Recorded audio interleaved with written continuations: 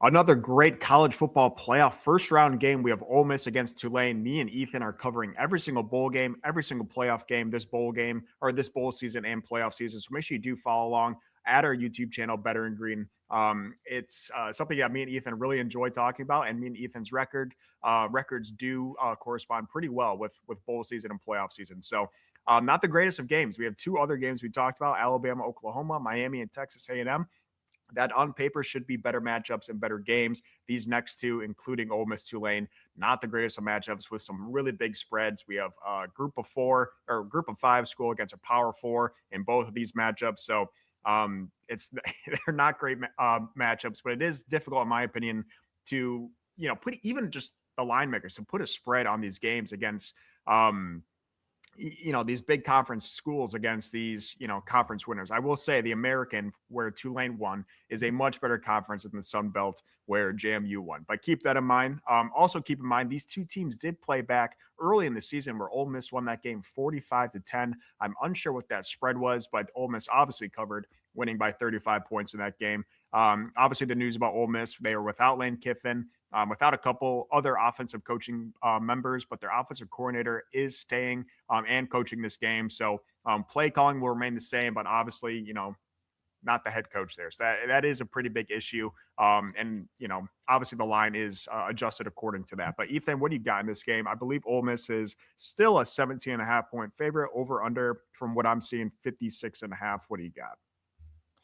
Yeah, spread going back to week 4 when they played was Ole Miss minus 12.5. So quite a bit shorter than this playoff number here, but I kind of love Ole Miss in this game. And at first, I was hesitant with, again, kind of two teams I was looking to fade. Obviously, Tulane. I'm going to look to fade the group of 5 teams coming in, but Ole Miss with all the coaching controversy and Lane Kiffin leaving and everything. But then I got thinking about it.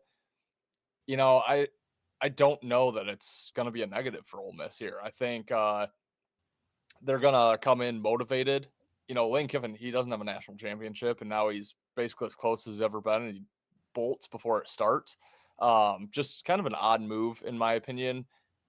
Also, I mean, yes, LSU is probably a slightly better job, but to think their future is any higher than Ole Miss, I don't know. I just think the team is going to be motivated with Lane Kiffin leaving, and what better way to say goodbye to him than go winning a national championship without him?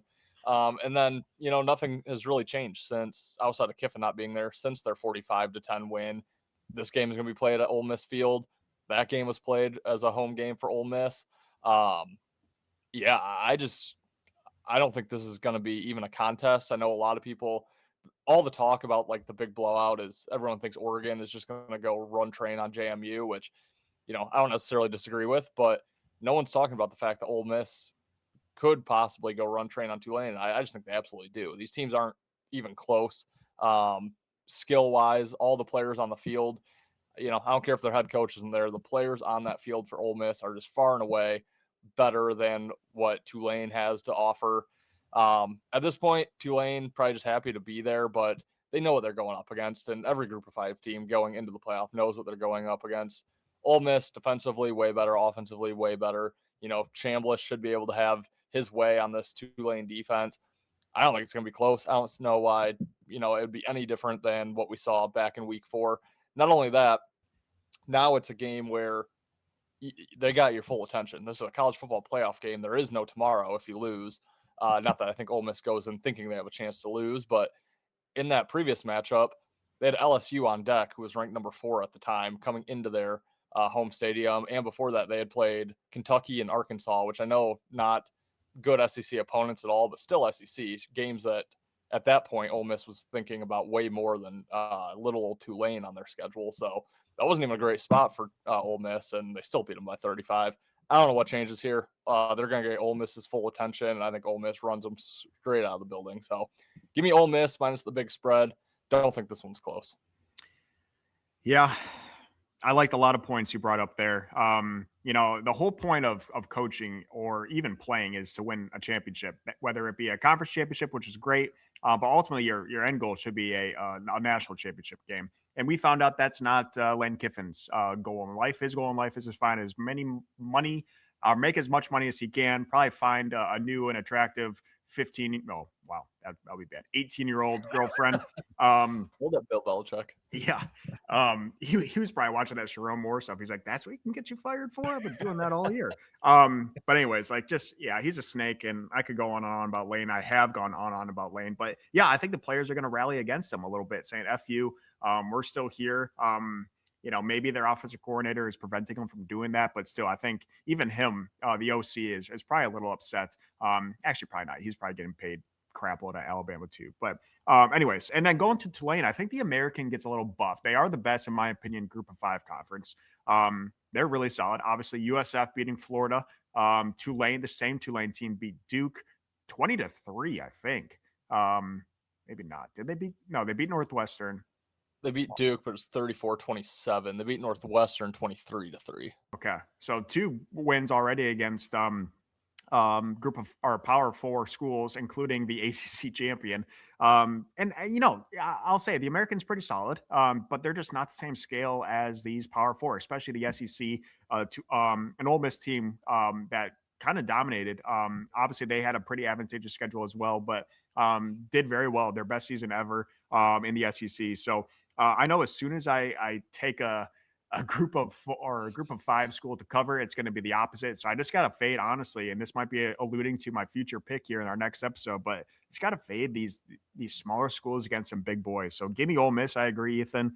At 17.5 also, I know people don't like taking that extra half hook. I think that is an alarm bell going off that you are on the right side.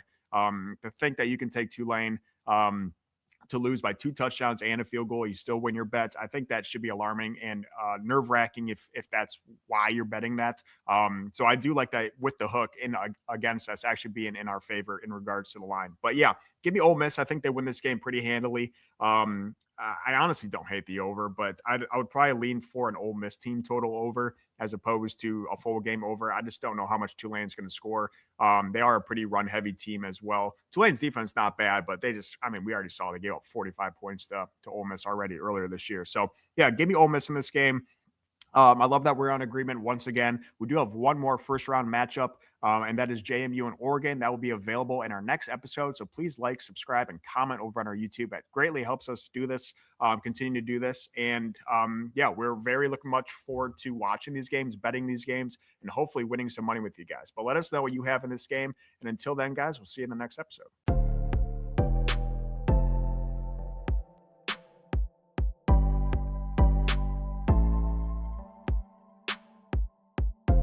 Welcome to Better Win Green, eh? To Better Win Green, eh? To Better Win Green, eh? Listen in and cash out, that's what it's all about. Come on, let's make cash now.